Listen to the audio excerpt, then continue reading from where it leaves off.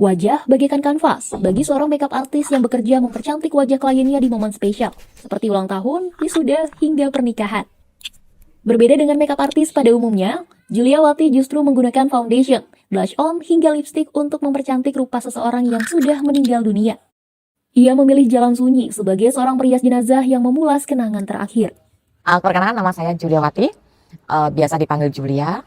Usia tahun ini 47 tahun. Pekerjaan saya sebagai perias jenazah. Melayani sesama sudah jadi mimpi yang ingin Julia lakukan sejak lama. Panggilan itu muncul kala Julia melihat riasan jenazah wajah tantenya yang terkesan menyeramkan. Ketika tante meninggal, dia di makeup. Cuma saya tuh melihatnya tuh jadi sedih. Meskipun tante saya memang 7 tahun stroke ya kak. Memang udah kurus banget. Cuma harusnya di makeup harusnya bisa membuat dia cantik gitu loh, bukannya menakutkan gitu. Nah di situ saya bilang dalam hati, Tuhan kasih izin ya ke saya suatu saat saya bisa merias jenazah. Untuk apa? Untuk menyempurnakan. Karena gini, buat saya tuh jenazah itu hari terakhir dia di dunia. Kalau tampilannya nggak cantik, tampilannya nggak sempurna, itu kok kasihan banget ya. Sempat mengubur mimpinya demi membesarkan anak, pada 2021 ia akhirnya mendedikasikan hidupnya untuk menjadi perias jenazah. Karena saya tuh tipe orang yang nggak mau kerja karena nominalnya, tapi saya mau kerja karena hati. Tapi saya happy, saya bahagia. Di situ saya menemukan kebahagiaan saya. Pekerjaan pertama itu ngerias cewek, ya kan? Terus waktu dikabarin itu rasanya tuh gimana sih? Rasanya kalau kita mau dapat hadiah yang kita inginkan, itu bahagia banget.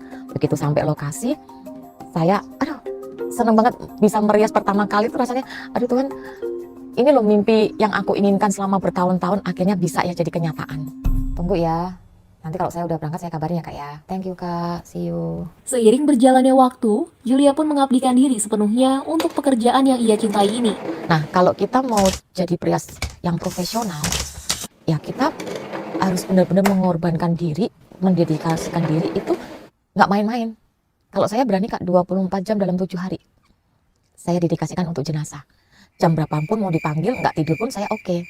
Bekerja di kamar senyap, tengah malam, bahkan hanya berdua dengan jenazah justru membuat Julia lebih nyaman. Baginya, hanya ada rasa kasih pada sosok yang ia rias. Kalau takut nggak ada, tapi begitu melihat jenazah nih, udah sayang banget. Saya memang nggak bisa melihat. Kalau sosok itu terkadang saya cuma lihat bayangan hitam, cuma nggak lihat wujudnya, nggak pernah bisa. Orang nanya, kak, perias jenazah tuh identik dianggap ahli spiritual. Ya kan, karena kita berhubungan sama arwah. Kadang banyak nanya, kak bisa ngobrol sama jenazah nggak? Enggak. Sekalipun saya kadang ada feel atau ada apa, saya ngomong enggak. Karena saya nggak mau alih profesi kak. Beneran, saya maunya jadi perias jenazah. Udah, saya nggak mau nanti keluarga nanya, kak tadi mamaku ngomong apa? Kak papa ada pesan apa ya? Apa gitu, enggak. Sekalipun kak ada jenazah yang saya ngerias nangis, saya nggak mau kasih tahu. Jadi pas ngerias itu dia nggak ada air mata. Udah di tengah-tengah, ada sebelah kiri dia mengenang ya, bukan yang leleh-leleh gitu, nggak. Oh nangis. Saya diem, nggak manggil keluarga. Kenapa? Ya itu, karena saya nggak mau nanti jadi image-nya, oh perias jenazah yang bisa ngomong sama arwah. Enggak. Menjalani pekerjaan yang dicintai bukannya tanpa hambatan. Julia nggak bisa milih akan merias jenazah yang wujudnya seperti apa. Baginya, semua sama saja. Belum lagi merias sosok yang sudah terbujur kaku. Memiliki tantangan berbeda dengan merias manusia yang masih hidup. Meski menghadapi kesulitan, Julia selalu menyelesaikan pekerjaannya hingga tuntas dan mengupayakan hasilnya memuaskan. Kita kerja melayani jenazah yang, maaf ya, jenazah yang kita temuin, yang saya temuin tuh nggak selalu bagus, gitu loh, nggak selalu cantik, nggak selalu rapi. Terkadang maaf, begitu saya buka, ada yang mulutnya udah nganga, gitu kan, dimana mulutnya itu, aduh, maksudnya nggak bersih, matanya kebuka. Nanti belum bau kotoran seperti itu. Nah itu kalau bukan hati kak, udahlah, nggak akan ngulangin lagi, nggak mau balik lagi gitu. Tapi maaf, saya juga memandikan jenazah kan.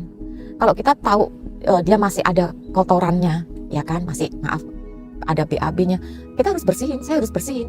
Meskipun keluarga nggak melihat dan meskipun itu nanti akan tertutup, kita ini berbicara melihat untuk kita sendiri, untuk jenazah dan untuk Tuhan. Kadang kayak gini kak. Kalau manusia hidup kan mungkin gini, oh kulitnya itu berminyak, kulitnya kering, kulitnya normal atau apa gitu. Kalau jenazah itu antara kulitnya itu apa sih kak, saya bilang itu ngedove, maksudnya dove atau